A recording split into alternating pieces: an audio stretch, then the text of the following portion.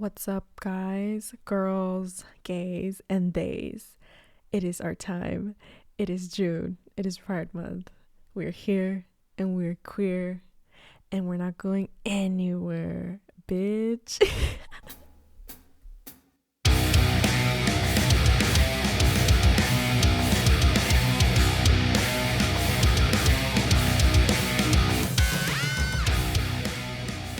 Malgrada Thoughts, Pride Edition.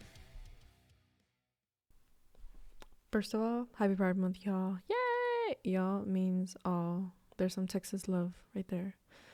And speaking of Texas, I visited the Valley recently.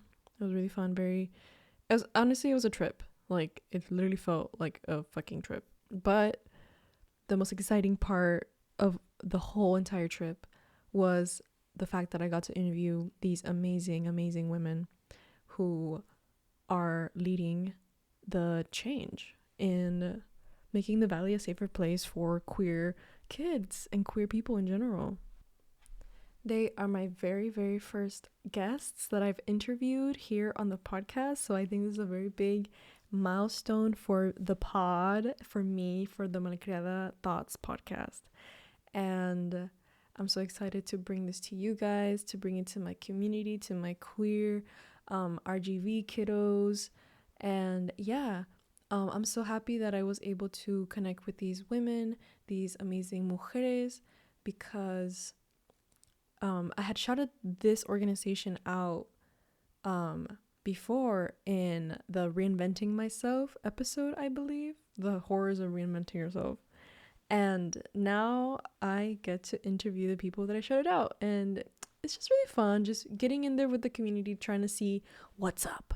And yeah, I think a lot of kiddos who are in the Valley, who are queer, who are othered in our culture, in our society.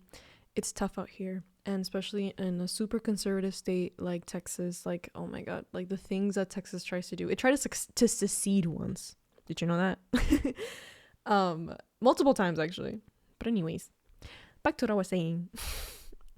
There isn't a lot of safe spaces for queer kiddos and queer folks in general in the Valley, and I'm sure this applies to other places worldwide, nationwide, whatever. And it's really sad. It's really sad because the only places that people get to be themselves, usually it involves drinking, like clubbing or anything of the sort.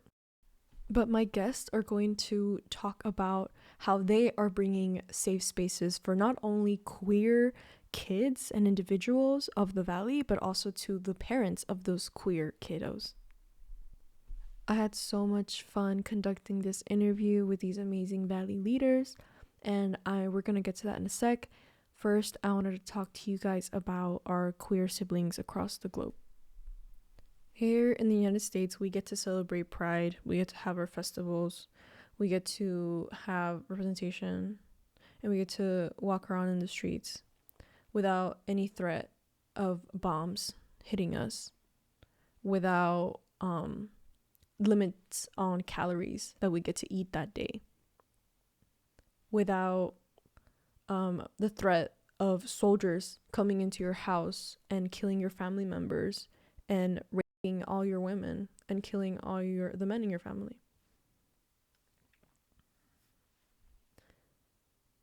People around the world, in Congo, in Sudan, in Palestine, in Tigray, in Haiti, in Latin America, the indigenous people of Latin America, los pueblos indígenas, they don't get to have those privileges. And don't get it twisted. It's not because the U.S. is the best place to live. Not at all. It's because the U.S. is the one doing this terror on all the other countries. That is why this is happening. And we need to keep that in mind.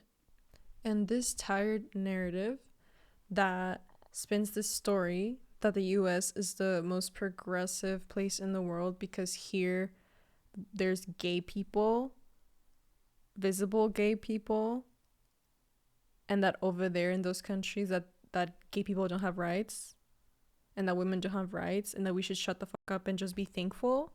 No. That makes no sense. Because there are queer people everywhere, and just because they aren't visible doesn't mean that they don't exist or that their experience doesn't matter.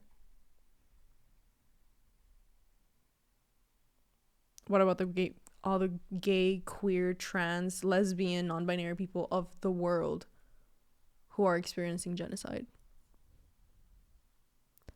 Where's their Pride Month? And let's not forget why these countries are so conservative to this day. Countries that are bombed, countries that are completely stripped of all of the life on their land, from the actual land to its people, those don't get to progress. They don't get to grow because the colonizers are extracting everything from it. The imperialist governments are extracting everything from them. So I will be linking places where you can donate, but also donating is not going to be enough, right? When we are donating, that is us responding with the bare minimum. And if you can't even afford the bare minimum, if you can't spare $1 because it's that bad, then your anger is misdirected at the people who need it and who are asking people to donate. Like if you're chained up and someone is over there screaming for help, you're going to be angry not at that person but at the person who chained you up, no? Right. I think everyone should have an understanding that our money and us like donating and giving money to people, that's not going to be the solution. But this is all we could do right now to get people to safety, to bring attention, to provide aid to people across the world, because for damages that our country is doing, we might not be doing this, but we are not at the same time, we're not holding our government accountable for doing this. So, yeah, that's all I have to say. I'm going to be linking things in the bio, but also educate yourselves, because your attention is the most important, the most expensive thing. It's the most expensive thing right now. And it's the most valuable thing. And if you put all your attention into things that don't matter, like celebrity gossip, like random little shows, I don't know, like things that don't matter, things that literally don't matter, things that are just a distraction, that is a complete waste of your time.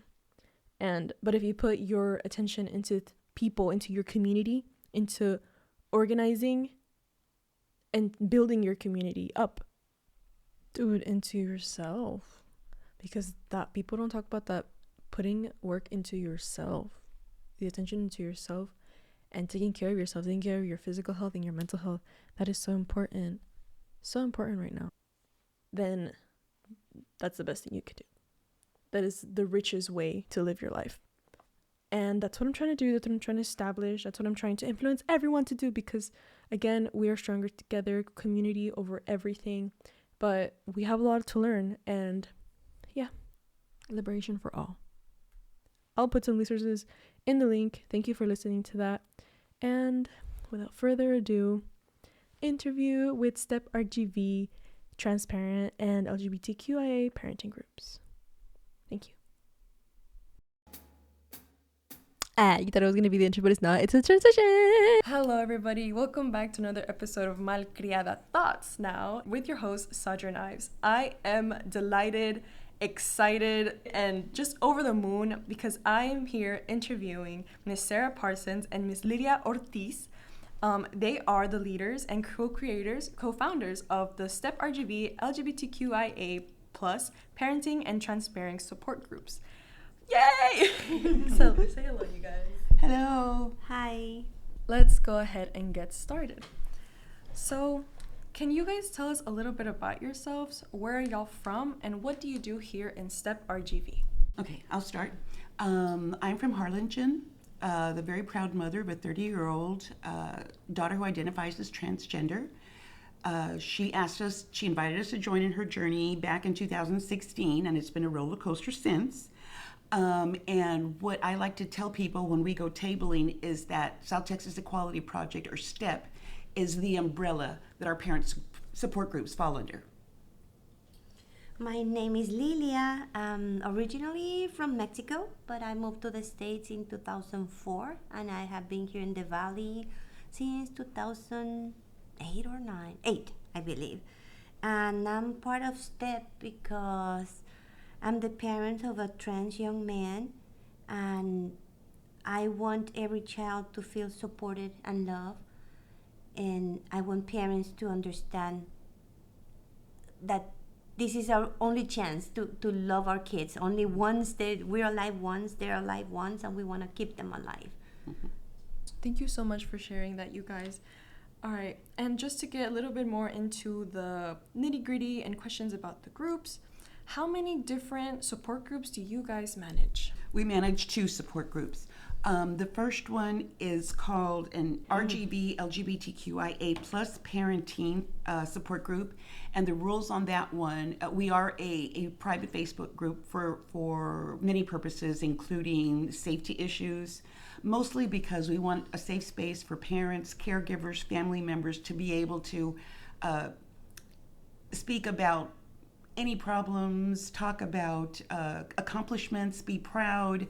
If they want to rant, if they just want to have a bitching session about their child, that's cool. So the rules for that group are they have to be a parent, caregiver, family member of a child of any age within the LGBTQIA plus community, and or be in the community themselves and either raising a child, any child, or thinking about raising a child.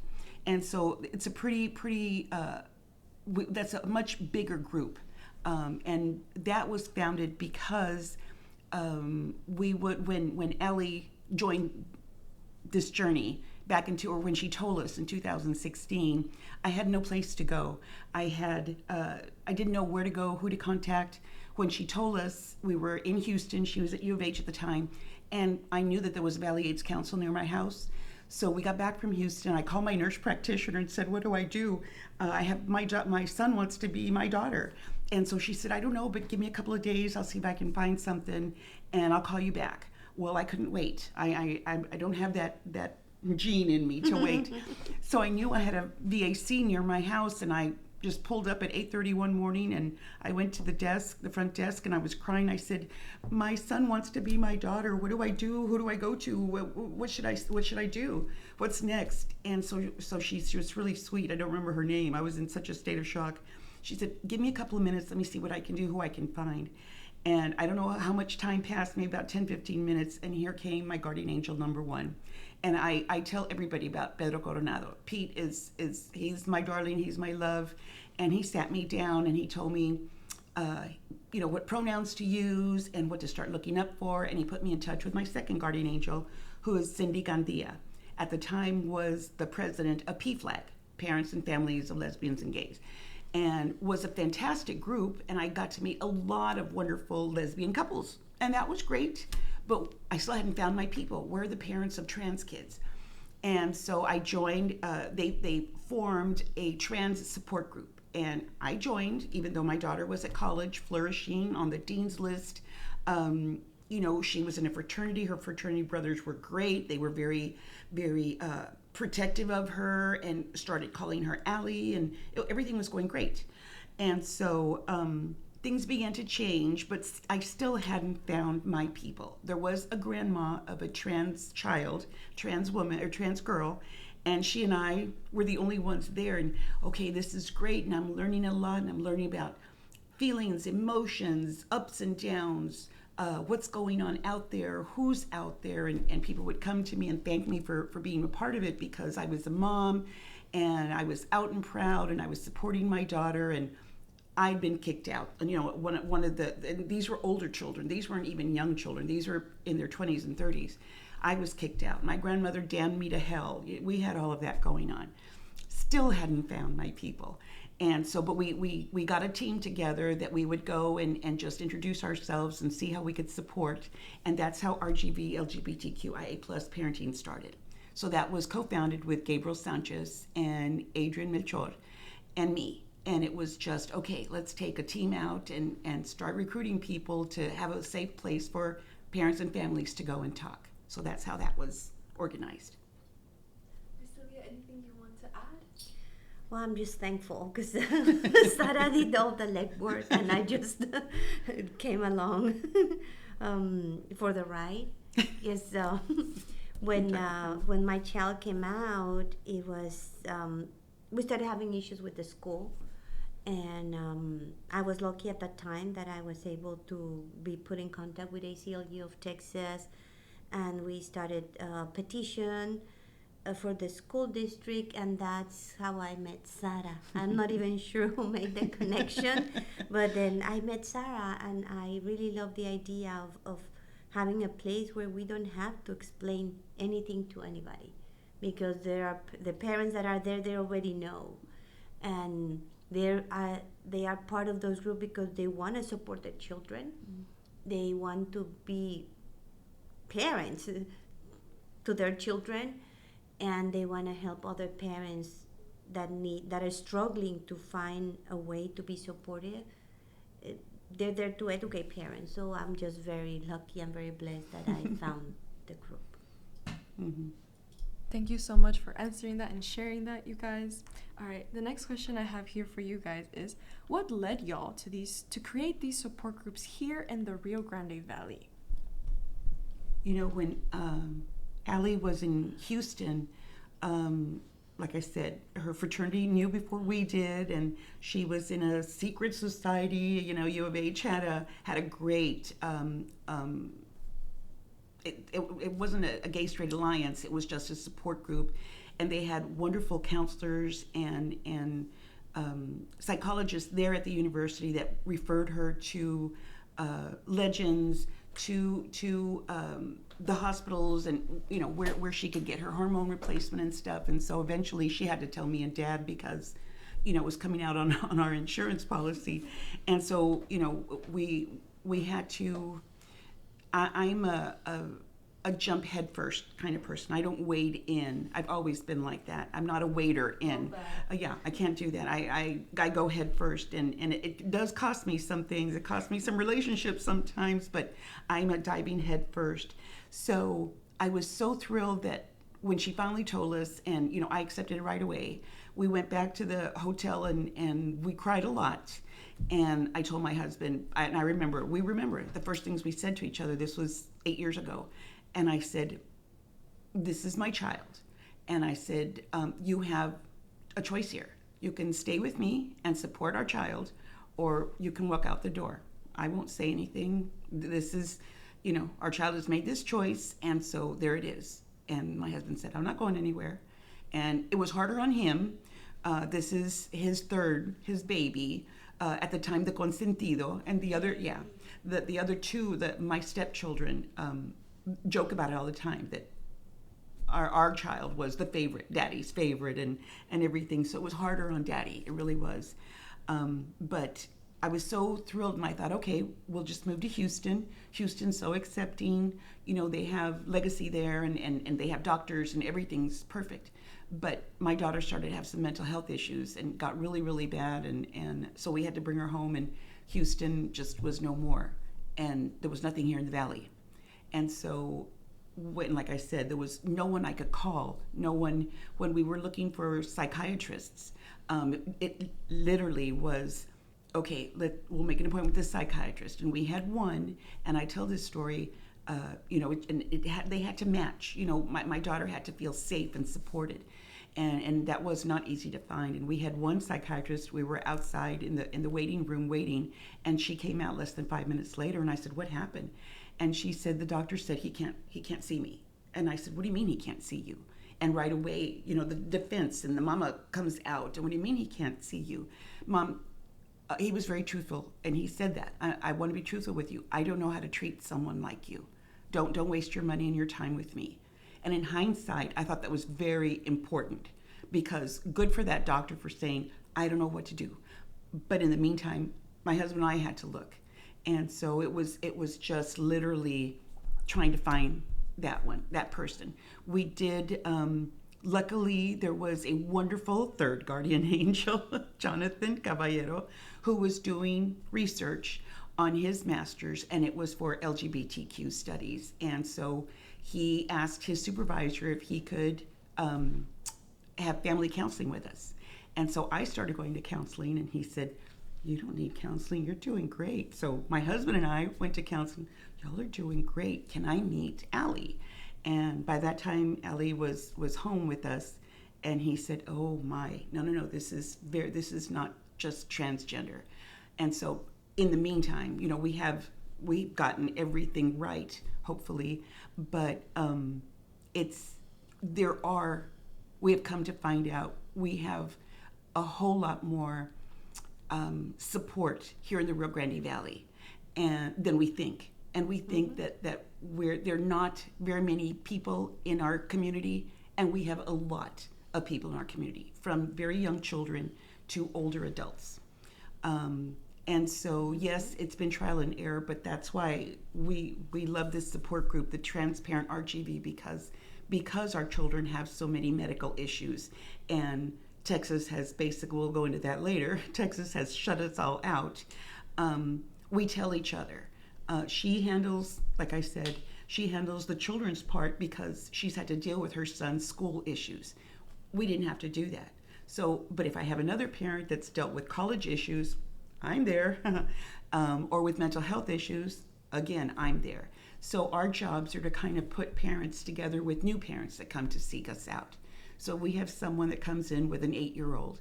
Okay, well, you know what?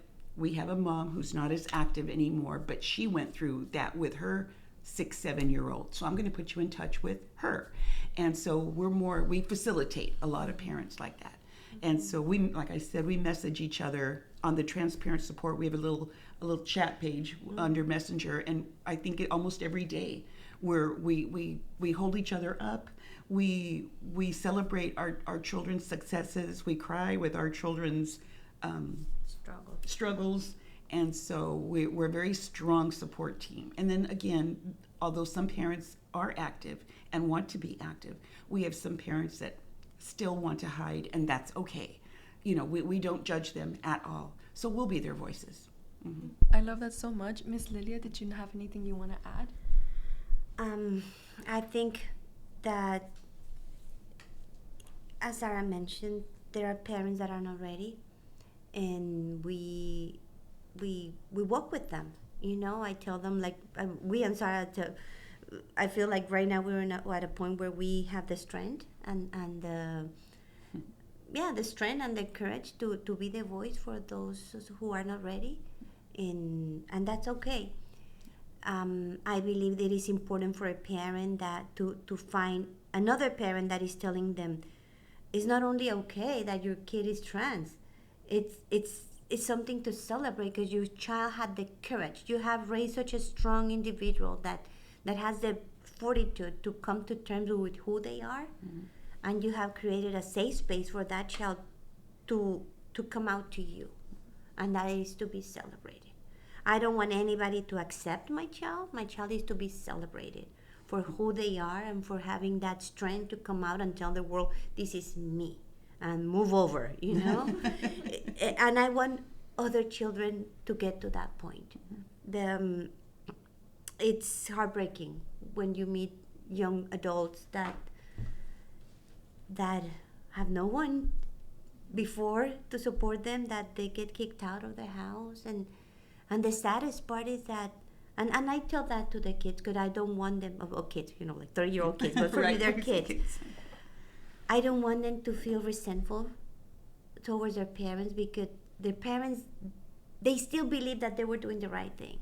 Either because they're super religious and they are afraid their kid is going to go to hell, because they are afraid of how society will treat them, or because they believe that forcing them to be like a man, they're going to be they're gonna fit to the preconceived notion that they believe their child should fit in.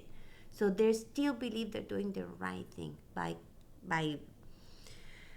punishing them, by kicking them out, because they believe that they will come around and be who the parents think they should be. And so most parents that reject their kids, they still believe that they're doing the right thing. And maybe take just one person to tell them, hey, there's another way. Mm-hmm. You could just embrace who your child is and walk with your child. Because if it's hard on you as a parent, just imagine how hard it is for your kid. Mm-hmm. I mean, I don't have to worry about what restroom I'm going to use. I just run to the restroom. Mm-hmm. And I don't have to be scared that somebody's going to jump me because I'm using the restrooms, a basic human need. Mm-hmm. So if it's hard for a parent, just imagine how hard it is for your child. I told that to one mother that was struggling at school because the school was dead naming the kid. They refused to use the correct name. And the mom used to be, basically she told the kid, you're on your own, you know? I'm not opposed to it, but I'm not gonna support it. Yes. And then she was sharing with me like how the teacher was dismissing, and I told her, I'm glad you were there. Because if they treat your kid that way in front of you, imagine how they treat your child when you're not there. So I'm glad you were there and you defended your child and get on them. Mm-hmm. And that's, when a parent reaches out, that's what I want them to know, that's our sacred duty. Mm-hmm. We've been entrusted with something as precious as a child. Mm-hmm. And that's our main job in this life, to protect that child and to give them the tools to thrive. Why wouldn't we do that? Mm. Beautiful answer. I wanted to talk a little bit about how you guys are creating essentially a community. And I love how, I think that there's so many parents, like you guys mentioned, they are afraid. They are so afraid of el que dirán.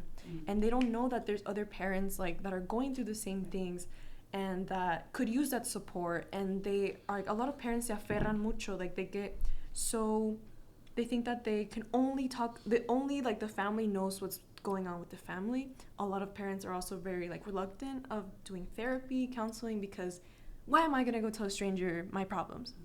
And so, but I think what you guys are doing is really amazing, because you're creating a space where that they can do that and they can feel safe and they can talk about if they want to vent about their kid, if they want to traviesos, malcriados, exactly. Whatever. I love that word, malcriada. My mother used to use it. Malcriada. Yeah. I love that. And it's so funny because I feel like parents always don't feel like they can vent because they feel like this is my job as a parent and I just need to. So I really admire what you guys are doing, and thank you so much again for being here. Follow-up question. For Miss Lilia, you mentioned how you experienced a little bit of a struggle with your child at school. I had friends who were also transgender, and they had a little bit of issues with their senior pictures, and again getting dead named, going to the restroom. They had to go to the nurses. They separated them. It's a complete ostracization. Mm-hmm. Do you want to tell me a little bit about that experience? Yes. The first issue that we have with the school is that they refuse to issue an award under Ollie's name, because they said we have to use the legal name. And I'm lucky. Life put you where you need to be. And at that time I was doing work for a civil rights group, and I called them and said, hey, I thought that by law names and pronouns should be respected. And they told me, you're right. So I reached out to the school, to the assistant principal, to the principal, to the council, and everybody just ignored me. So I emailed the legal counsel of the school district. And at that time, he was very responsive and said, you're correct. I apologize. They will issue the certificate. Because this was the day of the awards. 3:30, that's when I got a hold of the BISD legal counsel. But he assured me, you shouldn't have to be worrying about it. The certificate would be issued with all his name. I shouldn't have to go through all that. If one good thing that has come out of the talking to BISD is that, and parents don't know that the legal names and pronouns, they have to be respected by law. It doesn't have to be a legal name in a birth certificate or in a judgment. If the kid tells them that this is my name and this is my pronoun, that should be respected. Last year, the school district did have a training for teachers and staff where they were very clear about the fact that they should respect the names and pronouns of students, and if a teacher maliciously used the wrong name or the pronouns and the parent chose to sue the teacher, the school district were not going to back them up because that's what they were giving the training. They have not given that training this year, and there are new people coming in, and it's a struggle because they have their ideas and they don't stop to think about the fact that, okay, my religion tells me that this is wrong, so then I'm gonna hurt this kid. How does that make sense? I'm gonna be a good Christian, but I'm gonna be hurting this kid. I know that the mental health of this kid gets severely harmed every time I dead name them, but I'm still gonna do it. So that's when it's important that parents advocate for their kids, because the school district knows. Maybe the teacher at the personal level, they don't know, or they keep harming kids because they get away with it, because it takes a parent to stand up for them. And that's what is so important, that parents advocate and parents do the job, because if one person could persuade the school district to give a training, imagine what 2 parents would do, what 3 parents would do. Because transgender children exist, gay kids exist, lesbian kids exist, non-binary kids exist. So we cannot just pretend that they're not there and turn around. And I mean, if you're worried about a kid that is telling you, I'm a girl, and they dress like a girl, and they behave like a girl, and they walk with his girlfriends into the girls' restroom, if you're worried about, then your priorities are all wrong. You're forcing that kid that dressed like a girl, that walks with a girl, that is telling you, I'm a girl, you're forcing that child to go into the boys' restroom. You're putting that kid in harm's way. And how can you justify that? Based on ignorance? I mean, Title IX is there. They just issued a final rule for Title IX that tells you that gender identity is protected against discrimination based on sex, and spell it out. So there's no room for interpretation.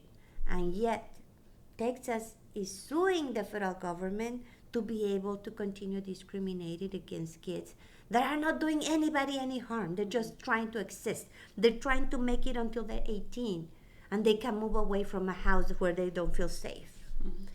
So then why, instead of that, why don't we create a safe environment? Why, instead of forcing our kid to leave the house and move as far away from home to be able to be themselves, why instead we don't provide them with a safe space and create our little safe spaces and create spaces where children can just be themselves? They're not harming anyone. They're just being themselves. It's all the other way around. They harm every single day. They harm by what they read at the news. They harm by the side looks. They harm by some of them. I mean, their worst bully is their parents. And that is unforgivable. How can you tell you are a good parent when you're speaking hate? And I always tell whoever wants to listen, be careful who you hate, because you might be hating the person you love the most. And words are so powerful.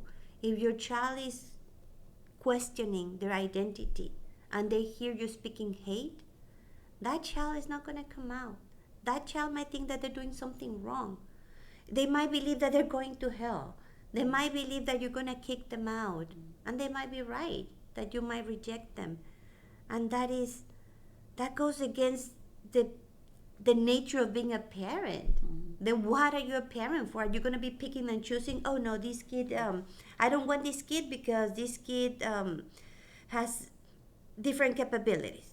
Oh, this my kid is blind. I don't want him anymore. Oh, my kid is deaf. No, I don't want my kid anymore. My kid is neurodivergent. I don't want my kid anymore. We don't do that. So how backwards and how retrograde do we have to be to reject a child because of gender identity? How ignorant, I was one of the conversation that I had with the legal counsel of the school district and the principal was, I hope that if we live 30 years from now, we can look back and be surprised that we're having this conversation. Wouldn't that be wonderful? Yeah. Amen.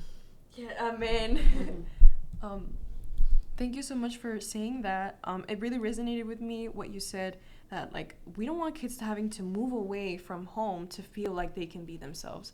And this is exactly why I wanted to reach out and talk to you guys and like put the message out there, like Step RGV is here for you. You don't gotta go to Houston, you don't gotta go to Austin, you don't gotta go to LA, you don't gotta go to New York. The RGV is full of creatives, the RGV is full of leaders, the RGV is full of the LGBTQ community, and it seems like we're hiding in plain sight sometimes. We're forced to. And because even though the United States like says that we have free speech and we have the freedom, like all the freedom in the world, right? It doesn't feel like that. It feels like the moment you step out and you're just a little different, everyone's looking at you, everyone's judging you, and I want that to not be the case. And I think you guys are doing the legwork, the work to make sure that the Valley will be a safe place for all of us in the future. And I can't thank you enough. Literally in awe. Next question I have here. What is your favorite part about hosting these group meetings? More than group meetings, because we really only had one. Remember before COVID when that was the big storm? That was this one. Yes. The RGV LGBTQIA. Yeah, it's more that we get together to table and to create safe spaces. We have an amazing dad that it was for transgender table visibility. Yes. Like he hosted a little festival and we saw each other there. We get together to table. We get together for events. We're having an inclusive prom this Saturday. So Sara will be there.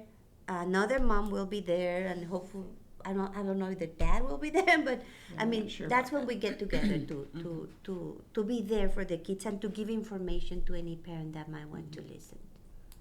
Or to stay in the background if they just, we say we're there to chaperone, like any other prom. You have to have adults there. So, we have information if they'd like it. Sometimes we have organizations that'll bring their own swag, which they always love. Or sometimes we're just there just to decorate and watch them have fun and just enjoy that they're being their true selves.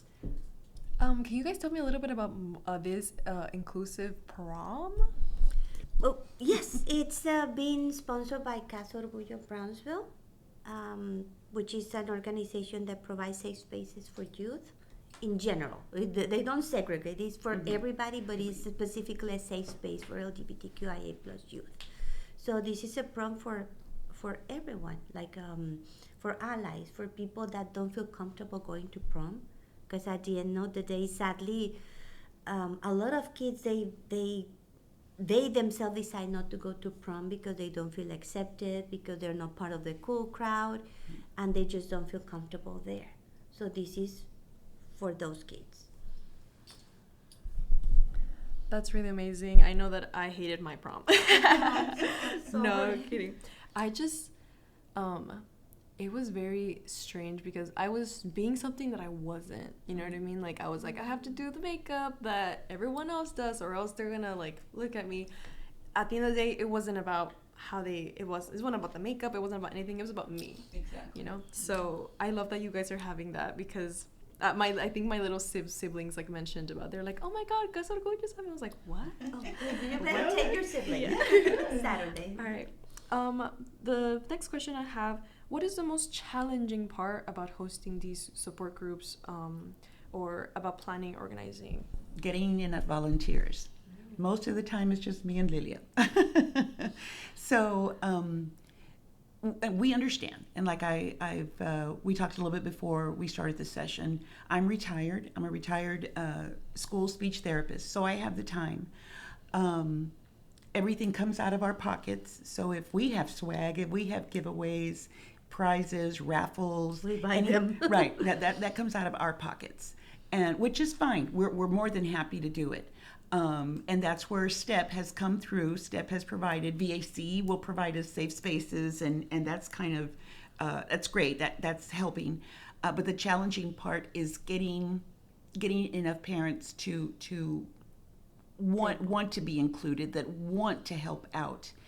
We do understand, some of these are parents of young children, and there's other things going on. But the parents that have great difficulty, either socially or emotionally or scholastically, academically with the schools, and we've talked about this, we wish there were more of us. We planned a luncheon one time and nobody showed up except us two, and that's okay. So then we had lunch by ourselves, okay, and we kind of brainstorm, how can we get more parents to help out, to entertain, to be able for themselves to feel safe enough to come and table with us. No one has to know that you are a parent of a child who identifies within the community. No one has to know that. My neighbor is coming to the prom, and her child in 5th grade decided that and claimed to her parents that she was a lesbian. Okay, she liked girls. Great.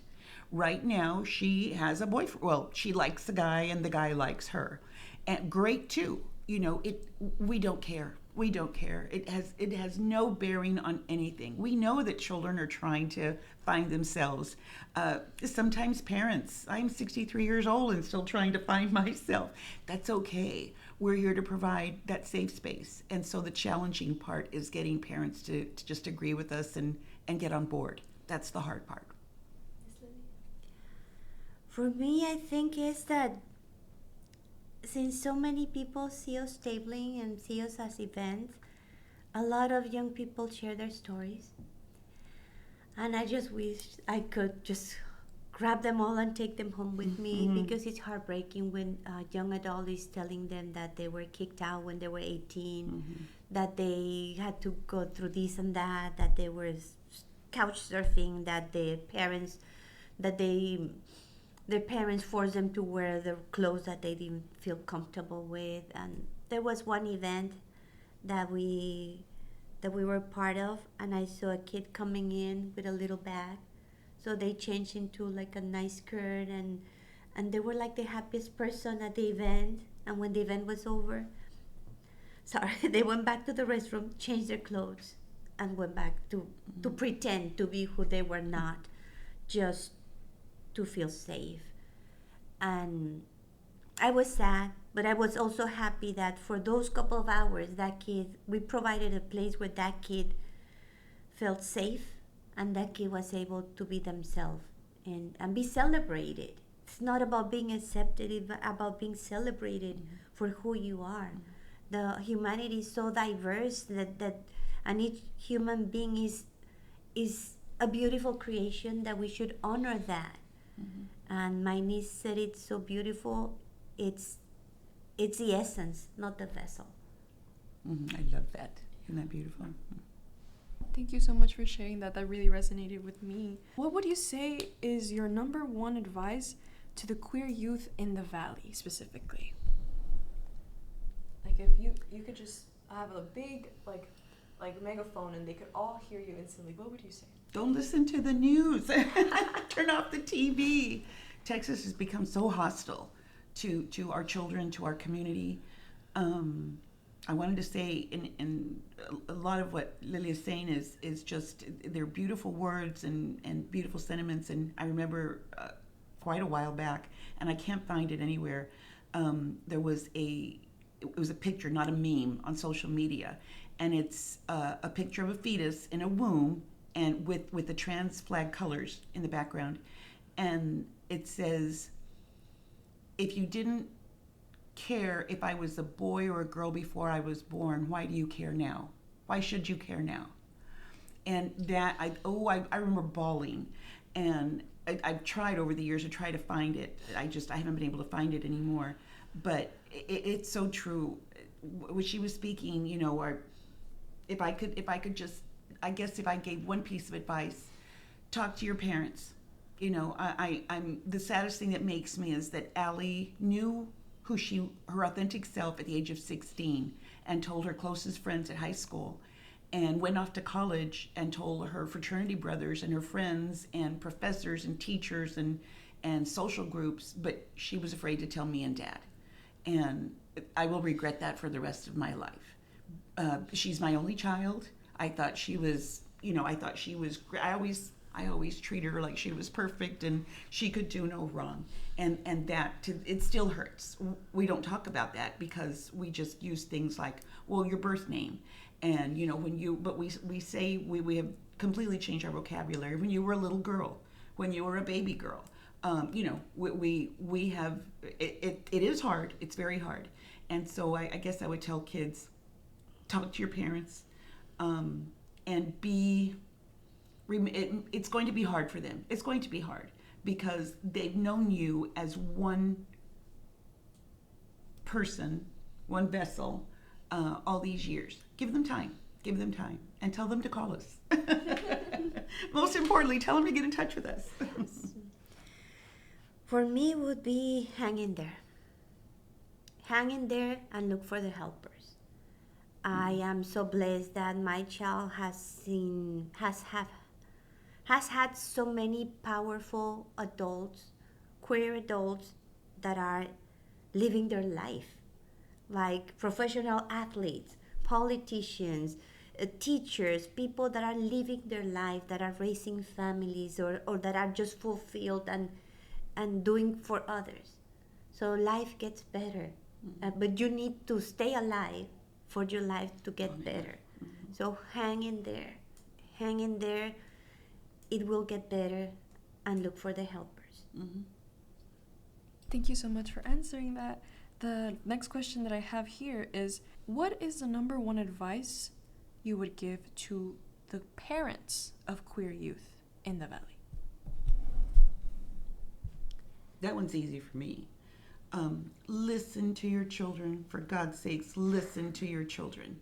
There's nothing else that I could stress more. They are people too. They are products of the expression of love or lust, however they came into this world. But they are human beings. They have their own minds. They are not mini-me's, as much as lots of times you would want them to be. They have their own minds. They did from the moment that they were born. They had their own personality. All you have to do is just look and listen, and let them talk, let them speak. That would be my number one piece of advice. For me, it would be love them and support them. I remember when my child first came out, we were watching TV, and I was still, feeling a lot of feelings, and I saw his two puppies just jumping and climbing on top of him. They didn't care what clothes he wore, what name he used, and I was thinking, how can be an animal have more emotional growth than I? Mm-hmm. So comes back is the essence. The person is the same. The love is the same. We were just laughing the same. Mm-hmm. Love the essence of your child. Mm-hmm. Your child is there. Your child is more than clothes. Your child is a lot more than a name. Your child is a human, a person with feelings. Your child is your treasure. Mm-hmm. Your child is the most precious thing in your life, and you need to be there for them. Mm-hmm. You have to be strong for them. You have to be their voice. You got to fight for them. Mm-hmm. Anybody who even dares to look at my child the wrong way, they will have to deal with me. Yep. It's a teacher. It's the whole school district. It's whoever it is, because that's my duty as a parent, to protect my child. Mm-hmm. So to the parents of queer youth, don't be your children's first bully. Mm-hmm. Don't let them feel unsafe at home. Exactly. If somebody tell me, oh, there are no gays in my family, that's just because your family is not a safe space. Mm-hmm. statistically, 15% of the population is LGBTQIA plus. So if no one in your family is gay, lesbian, transgender, non-binary, that's because your family is not a safe space. Right. So make sure you don't make that mistake. Mind your words. Be careful who you hate, because you might be hating the person you love the most. And if your child comes to you, if you need time to process things, that's okay. If you need to talk to someone, we are there for you, because you have to be there for your child if you want your child to make it to 18 and stay in contact with you.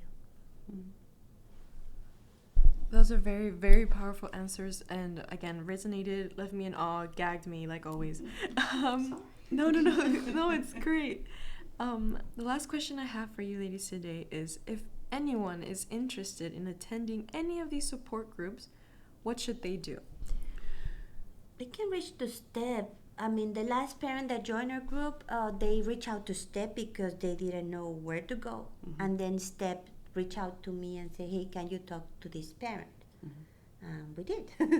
Right. So, STEP is like I call them our mothership. We they're our mothership. We fall under their radar, their umbrella, thank God, and they've been there for us. And I, again, I didn't know about STEP, and it wasn't as big and as active and out there as it is now when Allie first told us that she wanted to transition. And so that's why we do what we do, out and loud and proud, so that other parents don't have to try to look for us. This parent she's talking about, thank God, how wonderful that she had the sense to look up some. And I tell people, look it up, just type in some on any social media. Well, we're only on Facebook, but type in the words. It will say private group, but that's what I do. And for the mental health issues, type in some words, and you'll find your people. It does take work. It's not easy, but we're here, and we try to table as much as we possibly can, so that we do that outreach, so that people know we're here. I've had police officers in Edinburgh. One of them who made such a huge impression on me. I was at Palms Behavioral Hospital. They asked me to table every year because the majority of the youth that are hospitalized identify within the LGBTQ community, which it makes me so sad. It's so sad that they're hospitalized because they can't be their authentic selves, because they have mental health issues, because they have parental issues, home issues, and they're in the hospital because of that, all because they want to be true to themselves. And so this officer came up to me and he said, what's it that you do? And so I told him about the support groups, and he said, can I take a bunch of your cards? And I said, please do. And he said, you wouldn't believe how many domestic violence calls I get that started off with the phrase, Mom, I'm gay, and escalated to such an event, the point that it became a domestic violence call. And he said, and all because it started with the phrase, I'm gay, or I'm trans, and I cried. He didn't cry, he was very strong, but he said, can I pass your cards around? I said, please do. And he asked me how far we would go, and we've gone to Roma, Rio Grande, Raymondville, the island. We'll go anywhere. I have someone that found me through social media yesterday. She's in Houston, and her immediate family knows, but they're all very right-wing, far right-wing, very conservative group where she works at work. We were messaging for a long time, and I said, then reach out to me. And I said, I know you don't live in the Valley, but if you want to try to come, here's some of our events. And, her child is 19 and lives in Minnesota, out and proud in Minnesota. But again, how sad that they had to leave Texas to do that. And so if anyone's interested, yes, find us. We're on Facebook. And if there's a way to link the name of our support groups, find us. those were all the questions I had for you guys today. Big shout out to Step RGV, and the biggest shout out and thank you to Miss Sara Parsons and Lilia Ortiz for letting me interview them and hear their story. And wow, what an amazing story it is. This was your host, Sadra Knives, and this was Sara Parsons and Lilia Ortiz. Signing off. Yay! Oh my god, you guys! That was so good! Thank you so much for listening to the very first interview held here on the Malcriada Thoughts podcast.